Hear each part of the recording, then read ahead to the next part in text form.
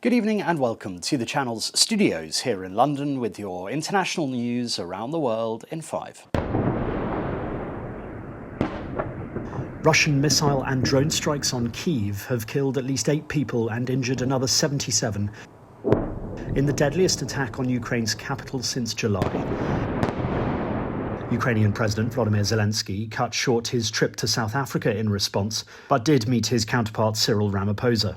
The latest attacks come hours after President Donald Trump criticised Zelensky for saying Ukraine would not recognise Russian control of Crimea, a point of contention in the US's bid to secure peace in Ukraine.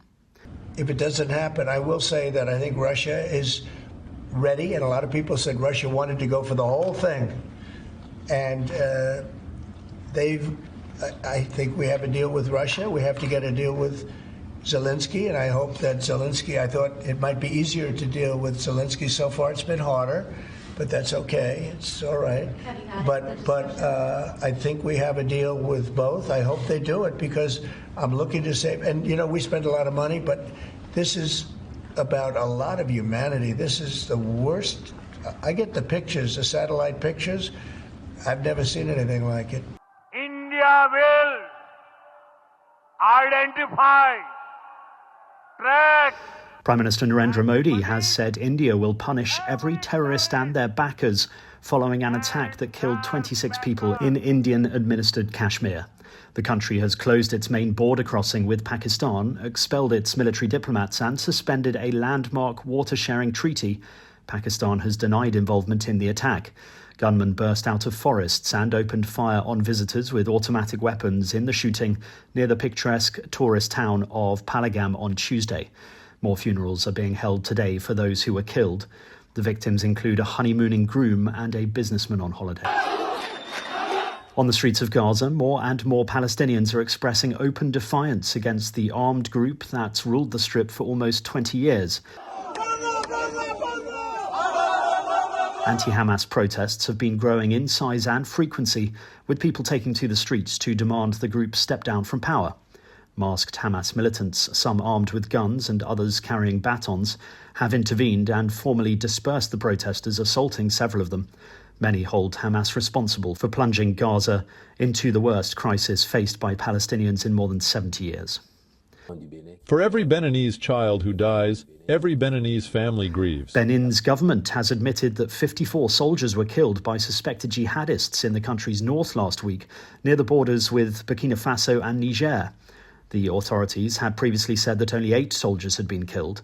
The revised figure makes it the deadliest known attack since insurgents began operating in northern Benin at the beginning of the decade. The attack has been claimed by an al-Qaeda-linked group, which is based in Mali, but has in recent years expanded its operations to neighbouring countries. The Democratic Republic of Congo and Rwandan-backed M23 rebels have agreed to halt fighting in the east of the country until peace talks mediated by Qatar reach their conclusion. It is the latest truce deal since the rebels stepped up an offensive in Eastern Democratic Republic of Congo, where authorities say 7,000 people have been killed since January. Both sides on Wednesday jointly announced to work towards peace following more than a week of talks, which they described as frank and constructive. Last month, Congolese President Félix Tshisekedi and his Rwandan counterpart Paul Kagame also reaffirmed their commitment to an unconditional ceasefire in a surprise meeting in Doha. London, are you listening? And the date of Paddington the Musical has been announced.